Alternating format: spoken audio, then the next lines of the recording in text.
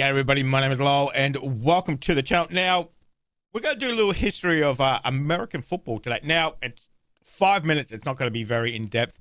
It's going to give us a little bit of a foundation. So, let's jump in. Now, I found other videos, but they're like an hour long, and that's, a little bit too long for YouTube. But let's jump in, and let's kind of see what kind of information we get. And obviously, you guys can fill me in a little bit more in the chat. If you find some better videos, let me know as well too. So let's jump into history of American football. Let's do this. All right. In this mixed list, we check out a brief history of one of America's most beloved sports, football. American football started out as a cross between early versions of association football or soccer and its more intense cousin rugby in the mid-19th century. We kind of knew that, obviously, because of the nature of the sport, and kind of worked that out for myself. So, okay, mid-1800s. Early history of the sport indicates there was no single variety of the game played, as some schools played only soccer, others only played rugby, while others played various combinations of the two with no formalized rules. The first college... It's amazing, if you look at that, obviously some schools are obviously playing rugby. So I'm surprising rugby isn't bigger.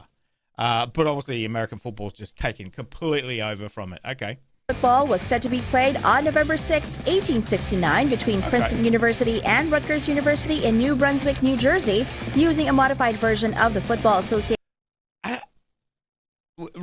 Rutgers we've seen. I don't think we've seen Princeton University or even anything about them. 1869. Wow, okay. We're going back a few years. Nation's first set of rules, a game that laid the groundwork for modern American football as we know it today.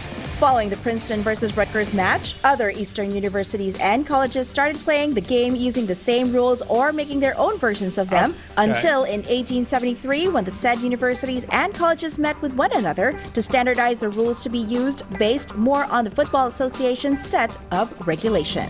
Harvard, however, refused to attend the said meeting and continued to play the game by their own rules, favoring more on the rugby side. So you had a group of people, group of colleges saying, look, these are the rules we're going to do, this kind of suits us. And then Harvard's out here going, you know what? Nah, we're just going to do whatever we feel like, mate. As more schools are becoming more drawn to Harvard's style of play, another meeting was deemed necessary to standardize new game guidelines. Thus, the Massasoit Convention took place on November 23, 1876, establishing rules based mostly on Rugby Football Union's code from England. So they kind of went more Harvard side. Interesting. Now, Harvard and Princeton, they're is it Ivy League they call them? Something like that. I think they call them that, something. Because they're old. I think that's how somebody explained it to me. Okay. By 1880, the sport underwent another significant development thanks to Walter Camp, who proposed rule changes during the Massasoit Convention, including establishing the line of scrimmage, the snap from center to quarterback, and cutting down the players in the team from 15 to 11.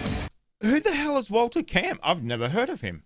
So he actually put in quite a lot of changes. Line of scrimmage, Walter Camp, never heard of him. Camp also proposed several significant changes throughout his football career, such as the introduction of the All-American teams, helping in the creation of the National Collegiate Athletic Association, or NCAA, and pushing for making the sport more about speed and skill versus relying on brute and strength alone, a change that helped lessen the number of injuries from the sport that was becoming increasingly brutal. Moving into the 20th century, football started to gain traction amongst the general population, with competitions and games taking place in localized areas. In one of such games, Pittsburgh club, the Allegheny Athletic Association, hired former Yale All-American guard William Pudge Heffelfinger to play for them against the Pittsburgh Athletic Club, making him the first ever professional football player and giving way Wow, okay, $500. Okay. To the birth of professional football. Wow. On September 3rd, 1895, the first wholly professional game was played between the Latrobe Athletic Association and the Jeanette Athletic Club, with Latrobe's quarterback John Brayler becoming the first player to openly admit to being paid to play football at $10 plus expenses. Imagine giving your quarterback $10 these days. You're like, the hell is this, mate? By 1897, the Latrobe Athletic Association started paying all its team players for the season, making them the first fully professional football team to play a full season. Through the years, professional football had undergone a number of changes in its rules, team plays, and scoring until it got to a point in 1920 where it encountered three major problems. Number one, dramatically rising player salaries. Number two, players constantly jumping from one team to another, depending on who paid more. And number three, the use of college players still enrolled in their schools. These problems prompted the formation of the American Professional Football Conference in August 20th of the same year. 1 month later, the league changed its name to American Professional Football Association, adding to its Ohio League team roster teams from Buffalo and Rochester, New York, Hammond from Detroit, and other teams from nearby circuits. By 1922, the organization changed its name for the final time to the National Football League, or NFL. Other rival leagues have emerged since then, but the NFL managed to fend them off for a few more decades until it encountered its most serious competitor in 1960, the American Football League, or AFL.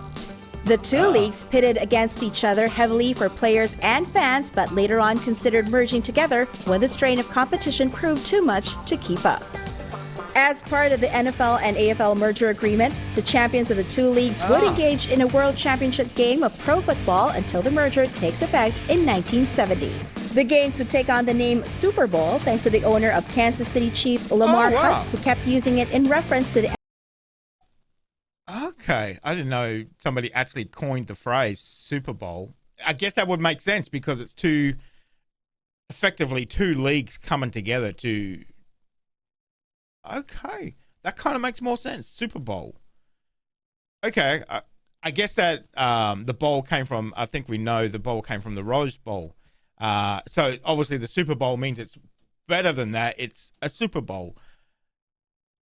Okay. NFL AFL games in the merger meetings, despite initial opposition within the league itself. American football has continued to evolve through the years, and with it, the growing passion and perseverance of its players and fans, making it the beloved sport it is today. So, obviously a few things missing from that. I would like to know when was the forward pass introduced? And who introduced it, why all of a sudden, because obviously relied heavily on that rugby kind of style of play, but then all of a sudden you've got this forward pass, which obviously you can't do in rugby at all. You can't forward pass at all. That would be interesting to see when that was introduced and who introduced that. Walter Camp, never heard of him. Obviously had a very massive impact on this game, the style of play, all the different nuances in the style. So need to do a bit more information on him. Interesting.